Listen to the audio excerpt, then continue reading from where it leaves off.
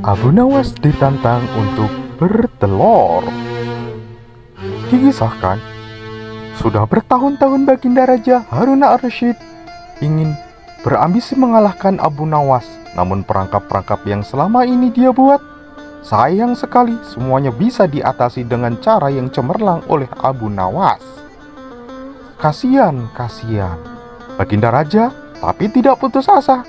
Masih ada puluhan jaring muslihat yang telah beliau siapkan untuk menjerat dan menghukum Abu Nawas dengan perangkap-perangkap jitunya. Akhirnya, Baginda Raja beserta para menterinya sering mengunjungi tempat pemandian air hangat yang hanya dikunjungi oleh para pangeran dan bangsawan serta orang-orang terkenal kerajaan. Suatu sore yang cerah saat Baginda sedang berendam di kolam, beliau berkata kepada para menterinya, "Wahai menteriku, aku punya akal untuk menjebak Abu Nawas," kata Baginda dengan raja yang penuh ceria dan keyakinan yang mantap. "Apakah itu, wahai Paduka?" tanya salah satu menteri Baginda Raja. "Kalian tak perlu tahu dulu. Aku hanya ingin kalian datang besok lebih dini. Besok sore, ingat ya. Jangan lupa. Datanglah besok sebelum Abu Nawas datang. Ingat itu. Karena aku akan mengundangnya untuk mandi bersama-sama kita di sini," kata Baginda Raja dengan semangatnya memberi pengarahan kepada para menteri-menteri dan bawahannya. Baginda Raja memang sengaja tidak menyebutkan tipuan apa yang akan digelar besok hari. Abu Nawas pun akhirnya diundang untuk ikut mandi bersama raja dan para menterinya di pemandian air hangat yang terkenal itu. Keesokan harinya, Baginda Raja dan para menteri sudah datang lebih dahulu. Baginda Raja membawa 19 butir telur ayam yang sudah disiapkannya. 18 butir dibagikan kepada para menterinya dan 1 butir lagi untuk dirinya sendiri. Kemudian, Baginda Raja memberi pengarahan dengan singkat, seksama, dan tegas tentang apa yang telah direncanakan untuk menjebak Abu Nawas agar tidak terjadi kesalahan sedikit apapun. Ketika Abu Nawas datang, Baginda Raja beserta para menteri sudah berendam dan bersiap di dalam kolam. Abu Nawas lalu pun masuk ke dalam kolam melepas pakaian dan ikut berendam. Abu Nawas berharap-harap cemas karena bingung. Kira-kira permainan apa lagi yang akan dihadapinya kali ini? Mungkinkah permainan kali ini lebih berat?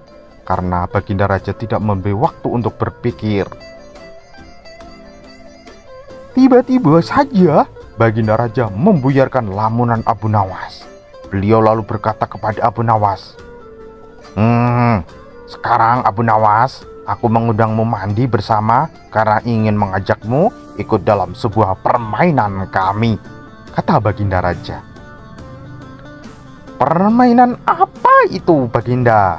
tanya Abu Nawas.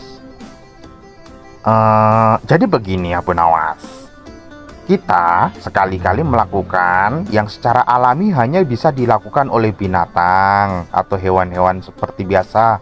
Sebagai manusia, kita harus bisa melakukannya dengan cara kita masing-masing, jawab Baginda Raja sambil tersenyum kecut. Kata Abu Nawas agak ketakutan. "Apa itu, Baginda? Maksudnya masing-masing dari kita harus bisa bertelur seperti ayam misalnya. Dan barang siapa yang tidak bisa bertelur, maka ia akan kami hukum, kami beri sanksi," kata Baginda. Abu Nawas tidak bisa berkata apa-apa dengan terkejut dan sok wajahnya nampak sangat murung, pucat pasi, gemetaran. Ia semakin yakin dirinya tidak bisa lolos dari jebakan Baginda Raja kali ini. Baginda dengan mudah akan bisa menumbangkan si Abu Nawas. Wajah Baginda pun semakin berseri-seri karena melihat Abu Nawas gemetaran. Nah, sekarang apalagi yang kita tunggu? Kita akan menyelam bersama-sama, lalu naik ke atas sambil menunjukkan telur kita masing-masing. Bukankah begitu? Perintah Baginda Raja kepada semua yang ada di dalam kolam.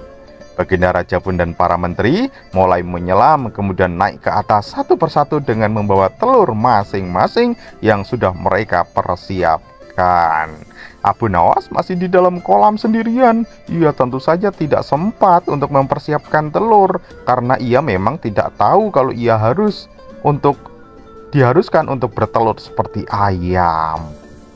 Ini Abu Nawas tahu kalau Baginda Raja dan para menteri memang telah mempersiapkan jebakan masing-masing dan menyiapkan telur ayam masing-masing, karena belum ada seorang manusia pun yang bisa bertelur selama ini, dan tidak akan pernah ada yang bisa bertelur kecuali yang satu ini. Karena dadanya mulai terasa sesak, Abu Nawas cepat-cepat muncul ke permukaan. Apa yang harus saya lakukan? Saya bingung. Baginda Raja pun langsung mendekati Abu Nawas. Abu Nawas tampaknya semakin kesal dan berperilaku aneh. Tiba-tiba saja ia mengeluarkan suara seperti ayam jantan.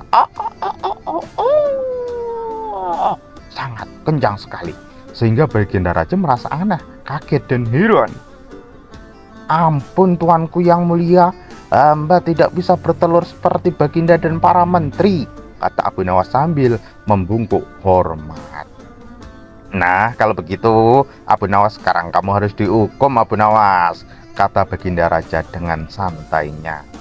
Tapi tunggu dulu, wahai Baginda yang mulia, kata Abu Nawas memohon. Apalagi wahai Abu Nawas? Tanya Baginda tidak sabar ingin menunggu jawabannya. Paduka yang mulia, sebelumnya izinkan hamba membela diri. Begini loh, begini. Sebenarnya kalau hamba mau bertelur ya bisa-bisa saja. Tentu saja hamba mampu. Tapi sayangnya hamba merasa sebagai ayam jantan, Baginda. Maka hamba tidak bertelur. Hanya ayam betina saja yang bertelur, Paduka.